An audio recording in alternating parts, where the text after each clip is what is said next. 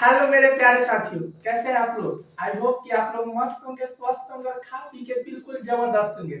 जैसा कि अभी हम लोग का जो चैप्टर चल रहा है प्रकाश का परावर्तन और अपवर्तन का, इसका ऑलरेडी 5 लेक्चर हो चुका है। अगर आप लोगों ने नहीं देखा होगा तो हमने प्लेलिस्ट लगा दिया है, आप लोग वहां से भी जाके देख सकते हो। अभी जो हमारा चल रहा है, इससे पहले हमने आप लोगों को पिछले चैप्टर में पढ़ाया था, पिछले लेक्चर में, कि गोलीय दर्पण के बारे में पढ़ाया था। गोलीय दर्पण होता क्या है, गोलीय दर्पण के कितने टाइप्स होते हैं। तो गोलीय दर्पण के 2 टाइप्स होते हैं, अवतल दर्पण, उत्तल दर्पण। कल अच्छी तरीके से हमने आप लोग को बता दिया था। फिर गोलीय दर्पण को फिगर बना कर भी हमने समझा दिया था आप लोग को। और अवतल दर्पण, उत्तल दर्पण का भी फिगर, अवतल दर्पण और उत्तल दर्पण का भी फिगर हमने आप लोग को बना के दिखा दिया था। और वक्ता त्रिज्या, वक्ता के रेशम के बारे में आप लोग को जानकारी दे दिया था कि आगे जो हम आप लोग को प्रतिबिंब जो आप लोग को आगे पढ़ाने वाले हैं, तो ताकि आप लोग को अच्छी तरीके से समझ में आ जाए। लेकिन आज का जो हमने कल आपको जो पढ़ाया था ना कि अवतल दर्पण, उत्तल दर्पण, आज उसी का हम लोग उपयोग के बारे में बात करेंगे। ठीक है, तो चलते हैं आज की टॉपिक की तरफ। देखिए, आज का टॉपिक पहला हमारा है कि अवतल दर्पण का उपयोग। जो अवतल दर्पण है ना, अवतल दर्पण का उपयोग हम लोग कहाँ-कहाँ करते हैं। तो जैसे देखिए, जब आप लोग सैलून में जाते हैं ना, जहाँ पे दाढ़ी बनवाते हैं, बाल कटवाते हैं, तो वहां पे क्या करता है, जो वो सेविंग करता है, वो लोग क्या क्या रखे, कौन सा, जो सैलून वाले होते हैं ना, वो कौन सा दर्पण रखे होते हैं, वो लोग अवतल दर्पण रखे होते हैं। क्योंकि अवतल दर्पण क्या करता है ना, कि जो हमारा इमेज है, यानी कि जो हमारा प्रतिबिंब है, वो बड़ा करके दिखाता है, ताकि उन लोगों को बाल काटने में आसानी होती है, दाढ़ी बनाने में आसानी होती है। और इसका उपयोग कहाँ-कहाँ किया जाता है, जो जैसे कि मान लीजिए कि हम लोग का गाड़ी होता है ना, गाड़ी, बाइक मान लीजिए, फोर व्हीलर हो गया, कुछ भी बाइक हो गया, कार, कुछ भी, तो जितने भी गाड़ी है ना, तो उसके हेडलाइट में भी यही लगाया जाता है, ताकि क्योंकि ना उससे उसका प्रकाश थोड़ा डबल दिखे, बड़ा दिखता है अवतल दर्पण अवतल दर्पण लगाने से तो उसका प्रकाश क्या होता है, ज्यादा दूर तक जाता है और बड़ा होकर दिखाई देता है। ठीक है, चलिए पहले पॉइंट की तरफ हम लोग चलते हैं। आज का जो हमने पहला पॉइंट क्या लिखा है कि अवतल दर्पण का उपयोग कहाँ किया जाता है, दाढ़ी बनाने वाले दर्पण के रूप में किया जाता है। अवतल दर्पण का उपयोग कहाँ किया जाता है, दाढ़ी बनाने वाले दर्पण के रूप में।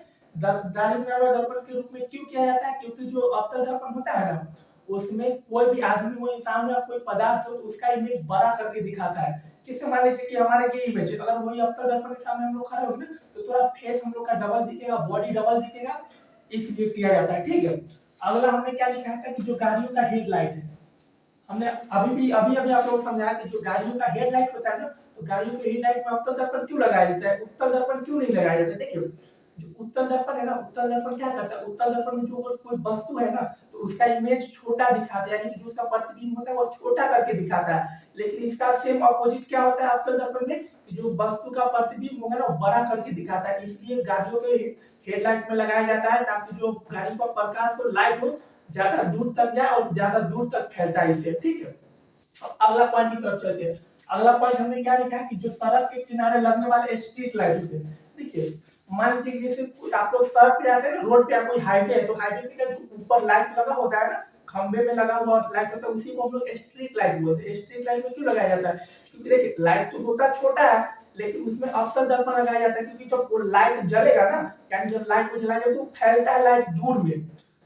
क्या करता है अवतल दर्पण, जो लाइट है ना, उसको फैला देता है, इसीलिए हम लोग अवतल दर्पण लगाते हैं स्ट्रीट लाइट में। ठीक, अगला हमारा पॉइंट क्या है कि डॉक्टर द्वारा आंख, कान, नाक तथा गले की निरीक्षण करने के लिए किया जाता है।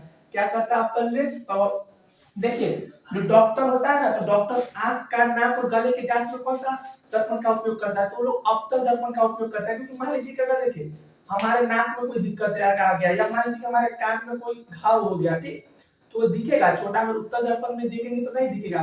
लेकिन वही जब अवतल दर्पण में हम लोग देखेंगे ना, तो जो हमारा घाव होगा वो अवतल दर्पण दिखेगा, उसको बड़ा होकर दिखाई देगा, तभी वो लोग अच्छे से पकड़। मान लीजिए आपका गला है, गला में आप लोग कुछ खाना खाया, उसका कुछ छोटा सा अंश फंस गया, अब फंस के आप लोग को तो बोलने में दिक्कत होएगा। लेकिन जो डॉक्टर होता है, जैसे मान लीजिए आप लोग आंख चेक करवाने जाते हैं ना, तो वहां पे क्या करते हो, अवतल दर्पण से देखता है आपके आंख में, कि मान लीजिए आप लोग क्या है, कभी कीड़ा चला गया, अब कीड़ा चल के दिखाई नहीं दे रहा है, तो क्या करें, अवतल दर्पण से देखेगा, तो जो उसका आंख का जो हमारा इमेज होगा ना, अवतल दर्पण बड़ा करके दिखाएगा। मान लीजिए हमारा इतना है, लेकिन उसमें दिखेगा इतना बड़ा। ठीक है, तो वही बड़ा करके दिखाएगा। इसलिए डॉक्टर क्या करते हैं, तो डॉक्टर जो होते हैं अवतल दर्पण का उपयोग करते हैं आंख, कान, नाक और गला का निरीक्षण करने, यानी कि चेक करने के लिए। ठीक, अगला हमारा क्या है, अगला हमारा है जो हमारा दंत विशेषज्ञ होता है, तो दंत विशेषज्ञ द्वारा इसका उपयोग दांत को बड़ा प्रतिबिंब करके दिखने में किया जाता है। मान लीजिए कि हमारा दांत है, अब देखिए किसी का दांत खराब नहीं हो जाता है, अंदर से खराब हो जाता है दांत, तब क्या करता है जो डॉक्टर होता है ना, वो अवतल दर्पण में देखता है कि कहाँ पे इसके दांत में प्रॉब्लम है। तो उसमें क्या होता है ना, अवतल दर्पण में जो हमारा दांत इतना सा जो दिख रहा है वो बड़ा होकर ना बहुत बड़ा दिखाई देगा अवतल दर्पण में, तो वही चेक करके तभी डॉक्टर देखते हैं कि ये कहाँ पे दिक्कत है, क्या प्रॉब्लम है। ठीक, अवतल दर्पण के बारे में अच्छी तरीके से समझ में आएगा। इसका उपयोग कहाँ किया जाता है, तो इसका उपयोग जो स्ट्रीट लाइट के रूप में किया जाता है, डॉक्टर द्वारा आंख का, नाक और गले की जांच करने में किया जाता है, जो दंत विशेषज्ञ होते हैं, यानी कि जो दांत का डॉक्टर होता है, वो भी इसका उपयोग करते हैं अवतल दर्पण का। और जो हमारा गाड़ी होता है, तो गाड़ी को हेडलाइट में भी इसका उपयोग किया जाता है। ठीक, अब चलते हैं हम लोग उत्तल दर्पण के बारे में, उत्तल दर्पण का क्या क्या उपयोग है। चलिए अब हम लोग ना उत्तल दर्पण के बारे में जानते हैं कि उत्तल दर्पण का उपयोग हम लोग कहाँ कहाँ करते हैं। ठीक, हमने यहाँ पहला पॉइंट क्या लिखा उत्तल दर्पण का, कि जो इसका उपयोग होता है ना वाहनों के साइड मिरर के रूप में किया जाता है। उत्तल दर्पण का उपयोग कहाँ किया जा रहा था, तो गाड़ियों का हेडलाइट में।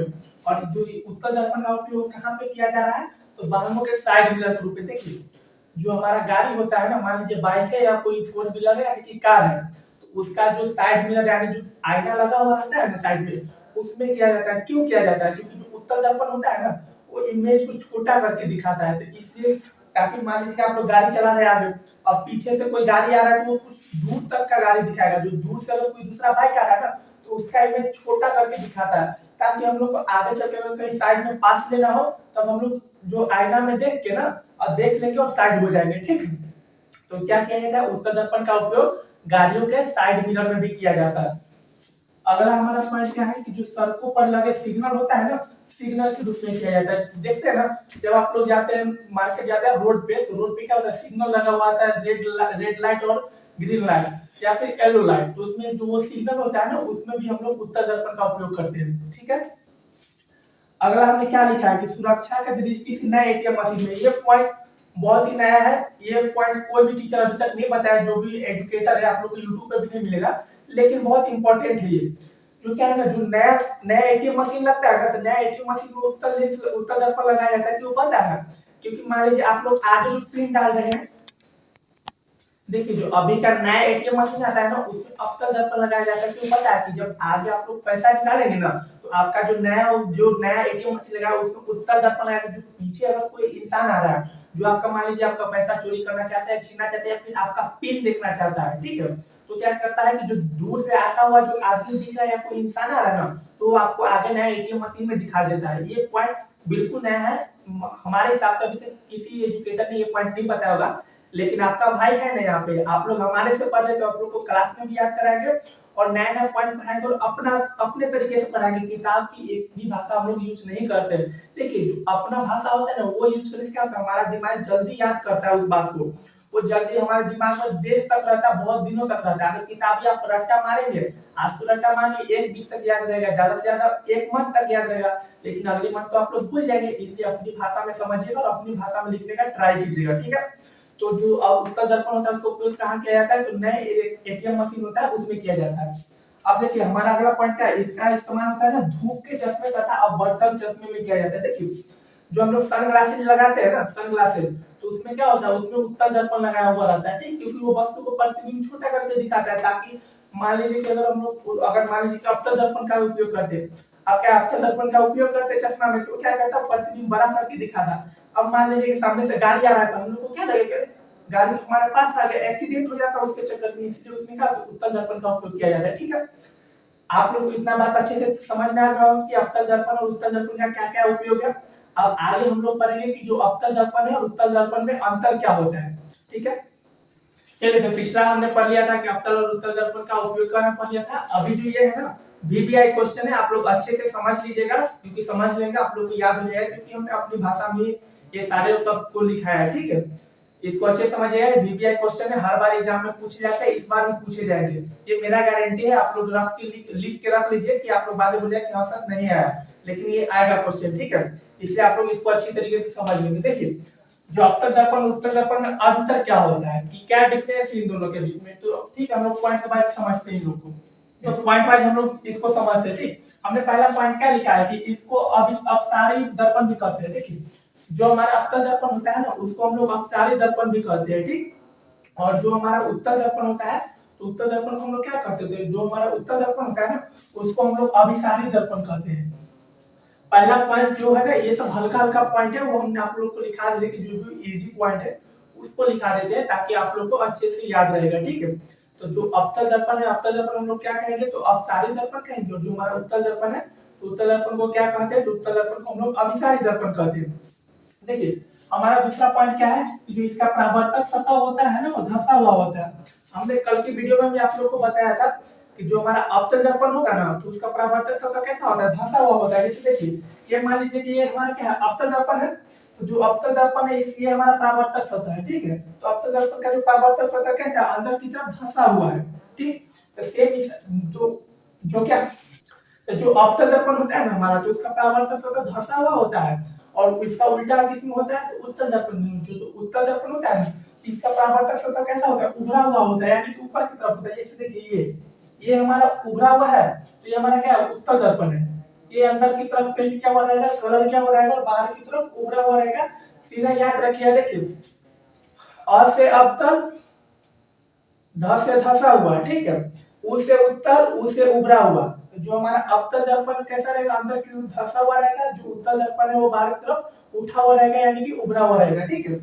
दूसरा पॉइंट हो गया कि जो हमारा उत्तल दर्पण है कैसा होता है, उसका परावर्तक सतह, तो उसका परावर्तक सतह उभरा हुआ होता है। अब देखिए हमारा तीसरा है कि वस्तु का प्रतिबिंब बड़ा बनाता है। पहले हमने बताया था ना आप लोगों को जो अवतल दर्पण का उपयोग था उसमें, तो अवतल दर्पण का उपयोग दाढ़ी बनाने में क्यों किया जाता है, क्योंकि जो देखिए अवतल दर्पण को दाढ़ी बनाने में क्यों किया जाता था, क्योंकि वो वस्तु का प्रतिबिंब बड़ा करके दिखाता था।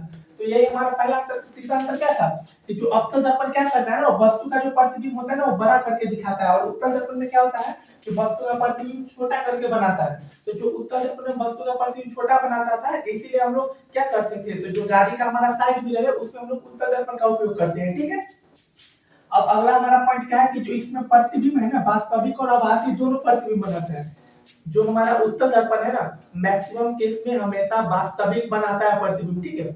मैक्सिमम केस में जो होता है, जो हमारा अवतल दर्पण क्या करता है, वास्तविक प्रतिबिंब बनाता है, ठीक। वास्तविक यानी कि रियल इमेज बनाता है। और जो ये हमारा उत्तल दर्पण है ना, ये कैसा बनाता है, तो ये आभासी बनाता है, यानी कि आभासी यानी कि काल्पनिक प्रतिबिंब बनाता है।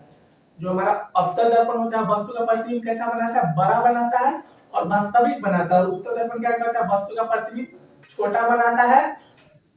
उत्तल दर्पण क्या करता है, जो वस्तु का प्रतिबिंब होता है ना वो छोटा बनाता है और काल्पनिक बनाता है।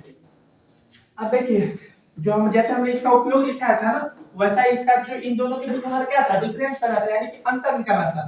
तो इसका उपयोग हम लोग जो दंत विशेषज्ञ द्वारा किया जाता है, हमने समझाया था ना आप लोग को कि दंत विशेषज्ञ द्वारा इसका उपयोग किसका उपयोग किया जाता है, तो अवतल दर्पण का उपयोग किया। देखिए ये जो है ना, ये सब्जेक्टिव में भी पूछे जाएंगे 2 नंबर के लिए, और इनमें से ऑब्जेक्टिव 1 नंबर के जरूर रहेगा कि आप लोग बताइए कि गाड़ी के साइड मिरर में किसका उपयोग किया जाता है, तो उत्तल दर्पण का, या पूछा दंत विशेषज्ञ द्वारा किसका उपयोग किया जाता है, तो अवतल दर्पण का। ये ऑब्जेक्टिव में आएगा 1 नंबर के लिए जरूर, ये आप लोग अच्छे तरीके से याद कर लीजिएगा, ठीक। अब अगला हमारा क्या है कि जो इसमें है ना, जो वास्तविक और उल्टा प्रतिबिंब बनाता है। जो अवतल दर्पण है ना, क्या करता है, वस्तु का वास्तविक प्रतिबिंब बनाता है और उल्टा प्रतिबिंब बनाता है। जैसे क्या होता है, देखिए अगर वास्तविक प्रतिबिंब बनाएगा यानी ओरिजिनल बनाएगा, लेकिन क्या करता है, जब बड़ा करके बनाएगा प्रतिबिंब, जब वस्तु का प्रतिबिंब बड़ा करके बनाएगा ना, तो जो अवतल दर्पण में वस्तु का प्रतिबिंब बनेगा ना वो उल्टा बनेगा। और उत्तल दर्पण में क्या होता है, वस्तु का प्रतिबिंब काल्पनिक बनता है, यानी कि जो हमारा उत्तल दर्पण होता है उसमें वस्तु का प्रतिबिंब कैसा बनता है, काल्पनिक बनता है, लेकिन उसमें प्रतिबिंब सीधा बनता है, क्योंकि वो दूर यानी प्रतिबिंब तो छोटा बना के दिखा रहा है, जो वस्तु का रियल इमेज होगा ना वही बनाता है, ठीक है। अच्छी तरीके से आप लोग को ये क्लास समझ में आ गया होगा कि जो अवतल दर्पण था और उत्तल दर्पण, इसका क्या उपयोग है और इन दोनों के बीच में क्या अंतर है। अच्छी तरीके से हमने आप लोग को समझा दिया, अपनी भाषा में, आसानी भाषा से। आई होप कि आप लोग को एक क्लास में भी याद हो गया होगा। आज के लिए इतना ही। अब हम लोग अगली चैप्टर में देखेंगे जो प्रतिबिंब है, यानी कि अगला जो हमारा लेक्चर है ना उसमें देखेंगे प्रतिबिंब के बारे में देखेंगे, और अवतल दर्पण में कौन सा प्रतिबिंब कहाँ पे बनता है ये बताएंगे, और उत्तल दर्पण में प्रतिबिंब का बनना बताएंगे। आई होप कि आप लोग को ये वीडियो बहुत अच्छी लगी हो। अगर वीडियो अच्छी लगी हो तो आप लोग क्या कीजिए, वीडियो को लाइक कर दीजिएगा, चैनल को सब्सक्राइब कर दीजिएगा, और अपने दोस्तों के साथ वीडियो को जरूर शेयर कर दीजिएगा, ताकि उन लोगों को भी ये सब अच्छी तरीके से समझ में आ जाए, ठीक है। और आप लोग का जो भी फीडबैक होगा कमेंट बॉक्स में जरूर अपना फीडबैक दे दीजिएगा। चैनल आप लोग से एक ही रिक्वेस्ट है, बस चैनल को सब्सक्राइब कीजिए और वीडियो को ज्यादा से ज्यादा शेयर कीजिए। मिलते हैं अगली क्लास में। आज के लिए इतना ही, बाय बाय, टेक केयर।